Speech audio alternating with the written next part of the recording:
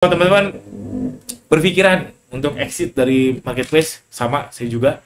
Dan kalau yang di Bandung, saya menginisiasi namanya ada Bismillahirrahmanirrahim. Assalamualaikum warahmatullahi wabarakatuh. Teman-teman, saya lagi pilek. Mudah-mudahan teman-teman sehat selalu ya. Karena kesehatan itu penting sekali, teman. Penting sekali. Percuma ROAS bagus, uang banyak tapi nggak sehat, percuma. Oke, di video ini saya mau bahas tentang fixed cost versus variable cost. Jadi, kenapa saya pengen bahas ini? Karena belakangan seller itu kebanyakan variable cost-nya daripada fixed cost-nya yang membuat susah scale up. Nah, scale up apa? Di sini konteksnya adalah scale up profit. Karena saya udah kayaknya 3 tahun ke belakang, saya fokusnya tuh ke profit, bukan ke paket, bukan ke traffic, bukan ke omset, bukan, tapi ke profit. Oke, saya bahas dulu konsepnya soal fixed cost sama variable cost. Pertama, nah ini dia. Jadi ini grafik. Key ini adalah output ya. Output biasanya sih produksi. Biasanya produksi pieces, by pieces. Tapi nggak apa-apa kalau konteksnya bisa juga sales. Ini bisa juga. Tapi umumnya pakainya key itu output. Tapi kalau teman-teman menganggap sumbu ke kanan ini sales juga boleh. Lalu di atas yang sumbu Y ini adalah rupiah alias biaya. Jadi fixed cost itu, nah yang hijau ini adalah fixed cost. Kita produksi berapapun, kita penjualan berapapun, harganya tetap segitu. Atau relatif naiknya tuh dikit banget. Jadi nggak mungkin fix betul-betul, misalkan sejuta, terus nggak juga. Ya, tapi kan sejuta 5.000 misalkan, atau sejuta 20.000, atau pakai kurs dolar naik turun, itu bisa kehitungnya fixed cost. Contohnya apa? Kontrakan. Mau kita penjualannya 1 per hari, 1.000 per hari, kalau kontrakan yang masih cukup, bayarnya kan tetap segitu. Itu salah satu contohnya. Itu fixed cost. Mau berapapun penjualan kita, berapapun produksi kita, berapapun output kita, cost-nya tetap segitu. Ini namanya fixed cost. Lalu yang kedua adalah namanya variable cost. Variable cost itu kita biayanya naik beriring dengan penjualan kita, atau naik beriring dengan produksi kita, atau output kita. Jadi itu contoh paling gampang ya HPP. Karena HPP itu ya jelas-jelas variable cost. Karena kalau kita produksi 2 ya biayanya 2. Produksi 3 biayanya 3. Produksi 1.000 biayanya juga 1.000. Jadinya grafiknya itu adalah naik seiring dengan kenaikan penjualan atau kenaikan produksi. Itu definisi fixed cost sama total cost, sama variable cost. Lalu yang ungu ya penambahannya aja namanya total cost. Oke, itu saya ulang sedikit, siapa tahu kebingungan. Fixed cost itu yang fix, mau sales berapapun, atau relatif kecil sekali perubahannya, mau salesnya berapapun, atau outputnya berapapun.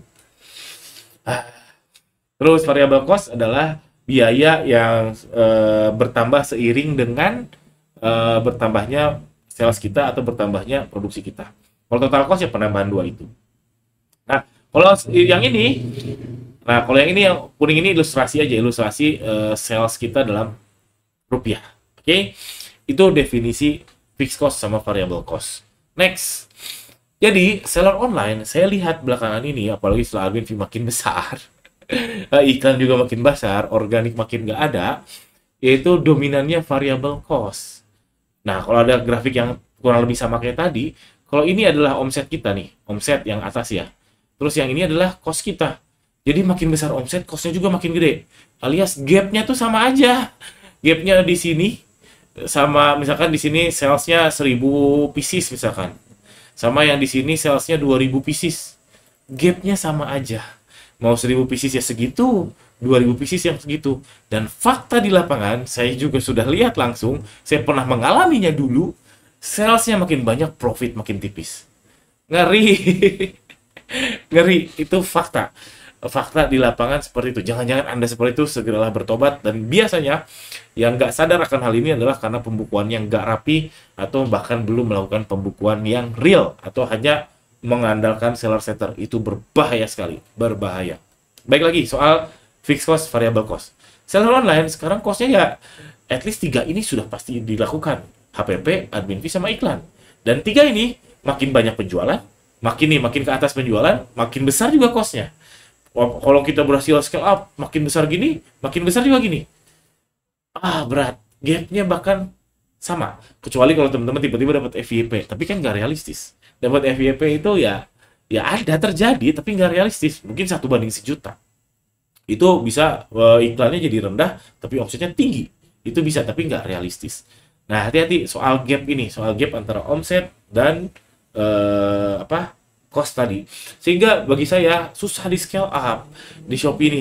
Balik lagi, scale up-nya adalah profit. Hati-hati. Ini kita samakan definisi dulu di video ini, scale up-nya adalah profit. Makanya di marketplace ini susah sekali untuk scale up karena tadi makin gede omset kita, cost kita makin gede, iklannya makin gede, admin fee makin gede.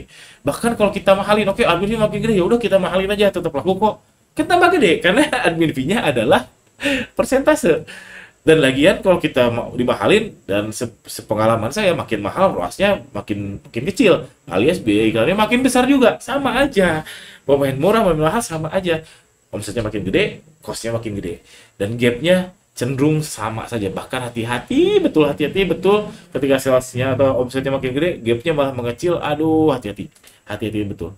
Dan kalau konteksnya scale up tadi ya, scale up profit itu ya bagi saya gapnya membesar. Jadi cost-nya mungkin relatif stabil, yang dimana dominannya fixed cost daripada variable cost, sehingga gapnya bisa membesar nih, gap ini nih, gap. Jadi kalau ini kayak gini sales, kalau ini ada cost kita, gapnya membesar. Bagi saya ini adalah scale up. Dan di marketplace, apalagi kayak saya yang jualannya cuma di marketplace doang, itu berat sekali, sangat-sangat berat. Logikanya seperti tadi, salesnya tinggi, cost-nya juga makin tinggi. Belum lagi kalau ada di titik tertentu sales kita banyak nih, harus pindah ke gudang yang lebih besar, dan pindahan juga lumayan ya. Mending kalau kita bisa menjaga kestabilan penjualan tersebut. Kalau tiba-tiba bulan kedua turun, gudangnya kebesaran, jadinya idle, jadinya waste ya, jadinya waste. Panjang lagi lah kalau kita bahas ini. Oke, paham ya? Ini fakta yang terjadi secara umum. Ada juga kok yang salesnya tinggi, marketingnya rendah, ada, tapi nggak umum dan nggak realistis. Next, solusinya gimana? Solusinya dulu ya organik. Dulu nge-push organik biasanya pakai flash sale Shopee. Sekarang berat banget kayaknya organik. Ini dulu ya. Dulu organik secara umum kita push iklan, organik juga naik. Sekarang secara umum kita push iklan, organik segitu-gitu aja. Solusinya itu. Jadi organik ya solusi tapi tidak doable sekarang. Terus solusi selanjutnya ya repeat order. Ya repeat order.